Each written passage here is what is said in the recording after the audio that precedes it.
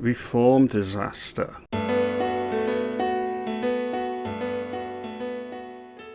Good afternoon. I hope everyone's well today.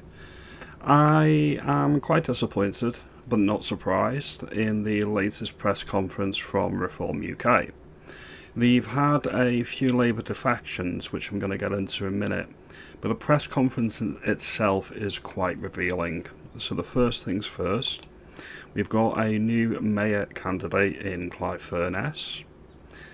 I'm not happy about this. Let's just see now. Former Labour Council leader Robin Wales and ex-Labour Mayor of Newton and ex-councillor Clive Furness have defected to Reform UK. Now, people were saying it was just going to be Tories 2.0 in Reform UK. This sort of dispels this. It's going to be Uniparty 2.0. It's not going to be anything new or anything different, in my humble opinion. Some of the comments in the press conference from one of the candidates, Clive Furness, and also Nigel Farage, put that to bed. I'm going to read a bit of an article that I've seen on the matter as well. A former Labour local authority mayor and ex-councillor have joined Reform UK, accusing the ruling party of failing London. Sir Robin Wales, who was directly elected mayor of Newham in 2002 to 2018, and Clive Furness, who served on the council, have announced they were switching to Nigel Farage's party on Wednesday, being today. The Reform UK leader has teased the prospect of Labour recruits weeks ago, saying there were ongoing talks with a number of people who held senior positions in the party, and they will come. As I say, these people are globalists, and it looks more and more that the elites have captured the vehicle that the working classes wanted for change in the United Kingdom. Thankfully, we have a lifeboat, and that lifeboat is Restore Britain. I'm going to play these clips from the press conference today, and I'll tell you why it concerns me. The first clip is from the defector Clive Furness. Anybody who is lawfully here, who is a British citizen, is a British citizen. A British citizen is not determined, Britain's citizenship is not determined by the colour of the skin or the name they use to worship God.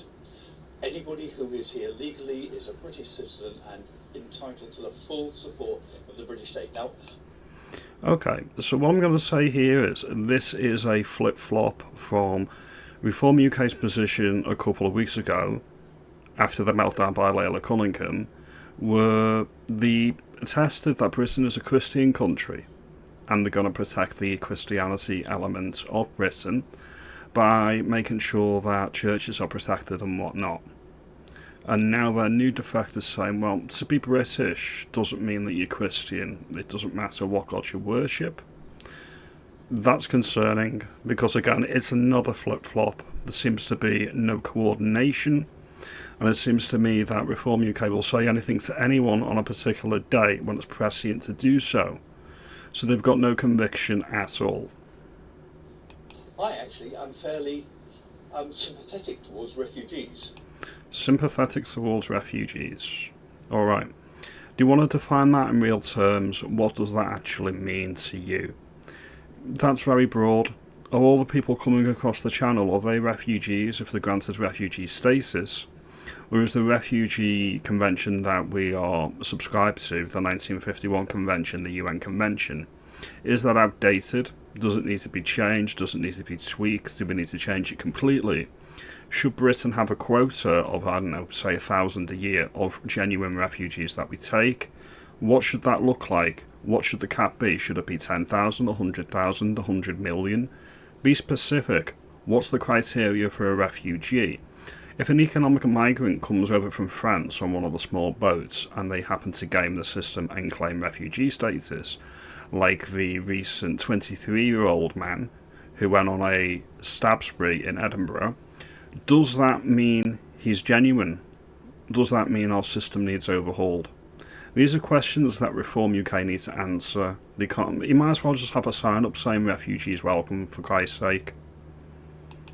Towards refugees, not to people who are seeking a better life at the expense of people in Britain. So how do you make the distinction? We need to see work on that. We need genuine policy work on what you intend to reform, if you intend to reform anything. That's a separate matter. But no, I would like people to be part of one country, one community. Again, you can't really have that if you've got migration in the hundreds of thousands. I know Reform UK have now said they want it negative migration. They've only taken that position because of Restore Britain's much more hardline approach to migration. So I want to know, how do you assimilate into the larger British culture or English culture, Scottish culture, if you've got Reform UK and they can't really define what that means, as we'll get into later in the clip now. I delight in the different colours in here, the different colours of people, the different cuisines, the different clothing. The different food. Migrants bring different food. That is why we need migrants, because they bring different food. There's a newfangled invention called the World Wide Web. It was actually invented in the United Kingdom. Alright? They can email the recipes over, and we're not that dumb. We could be able to translate the recipes if they come in another tongue. Or, there's even an older invention called a book. I'm sure they could send us a few recipe books over. We've got enough curry houses in Britain, we don't need any more. You're taking the Piers Morgan tack here, of him saying he wants to deport the racists like me, apparently I'm a big fat racist, and get some more curry shops. That's what his priority is. That is the boomer mindset. He is a boomer. This Labour defector is a boomer. This is really, really disappointing. As a default Reform voter currently, and a Restore Britain member, this is absolutely pathetic. How can anybody who wants genuine change in Britain get behind this party at this point? If you look at recent polls, a majority of Reform UK voters think there is, and supporters think there's a civil war coming to Britain in the next 5 years. Based on this rhetoric from the new defectors, do you think they're going to do anything to stop that? That is all good for me. I mean, I think that's a very positive. The only thing that needs to be there to unify us is that if we are British, we support Britain. But define Britain in real terms. What does it actually mean? Are you going to fall back on the Blairite creations of, I don't know, diversity, tolerance, equality before the law, and, you know, respect to everybody? Is that the line of Reform UK? This is our home, and this is the place that we pledge our allegiance to. We don't actually pledge allegiance to a country, alright? Anybody who takes public office actually takes and pledges allegiance to the Crown, to the monarch. That's not a pro or anti-monarchy stance, by the way. That's just the way it is currently. So we're going to end this clip here. This is really pathetic. And I think there's a lot of Reform supporters that'll be disappointed by this. Let me get on the second clip. Now, we already know that Nigel Farage isn't going to abolish or even really reform any of the Blairite institutions, whether that's Ofcom, that regulates what we can say and can't say on TV, whether that's the OBR, which means that the Chancellor can't really do anything of substance with the economy because they're told they can't by the OBR, whether they're going to abolish the Supreme Court. No, they're not going to abolish the Supreme Court either, which was only created in 2009. Are they going to remove financial independence of the Bank of England?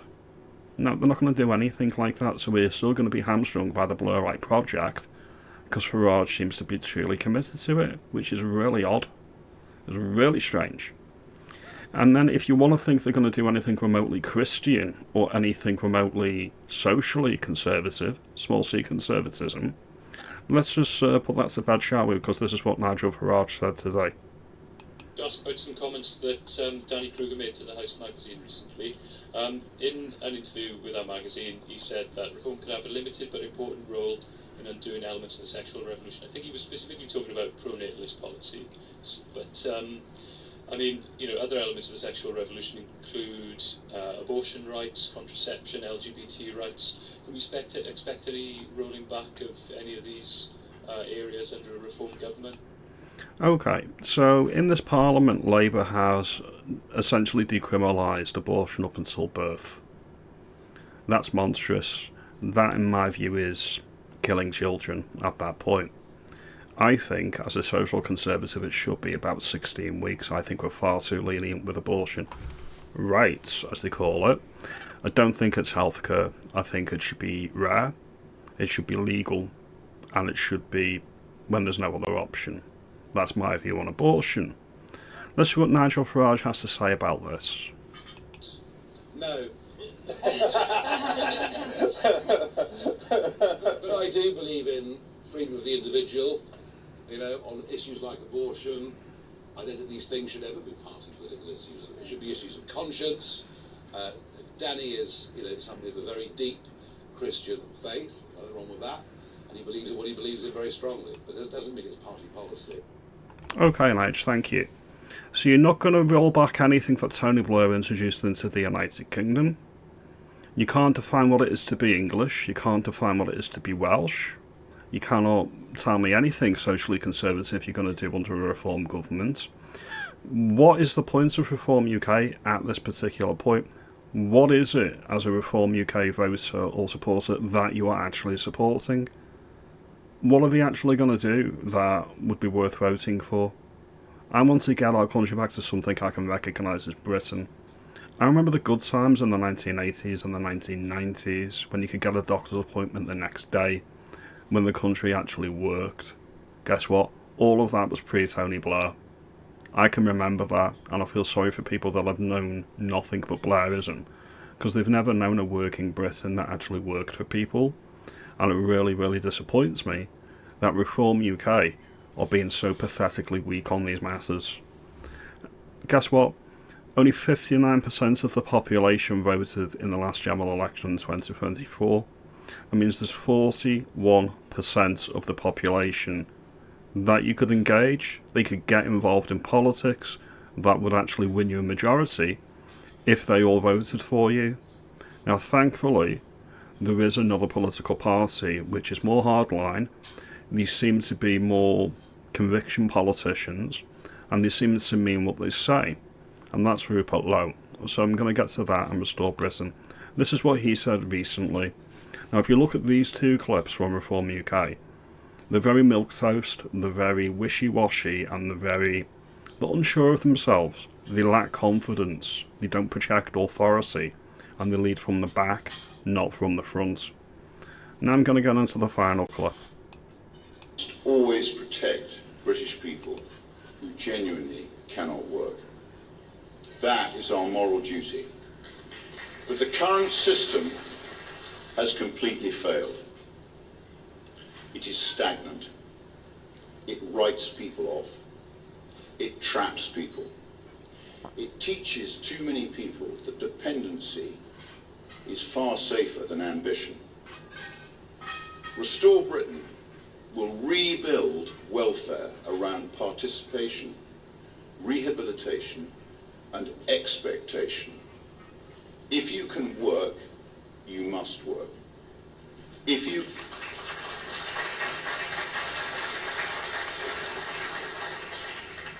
can train, you will train. But if you are able and repeatedly refuse to engage, you will lose your benefits.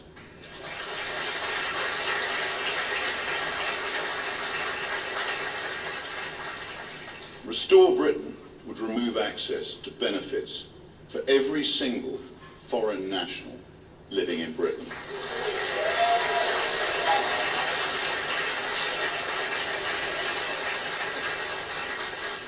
They would lose access to universal credit, social housing, disability benefits, everything. Interesting aside, in a recent debate at Oxford Union, Lola Cunningham didn't mention anything about making sure that migrants, people that aren't British, who are in social housing, are going to be removed from social housing. She said the solution to the property crisis and the benefit crisis and why people can't afford homes in the United Kingdom is simply to build more houses, not restrict the access to those that really shouldn't have a legal entitlement to social housing in Britain. That wasn't mentioned, that wasn't what she wanted to do, and we don't know if that's reform policy or not. But it is instructive that they're going with that line when they're debating people. It will all go.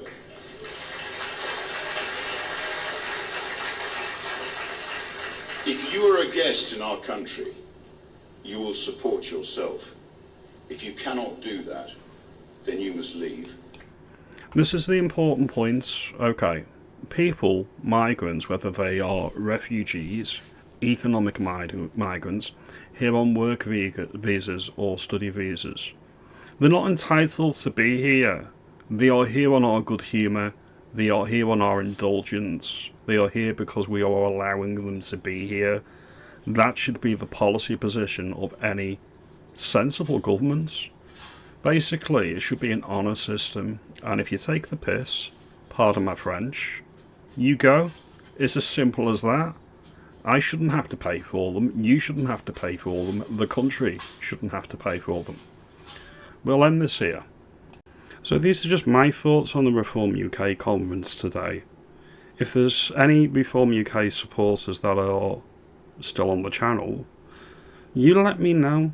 Do you think I'm being overly harsh? Do you think I'm being too lax?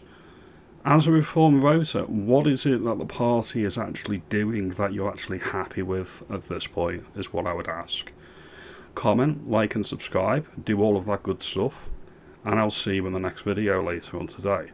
As always, all opinions are valid, nobody's right or wrong, this is just my view. Have a good day.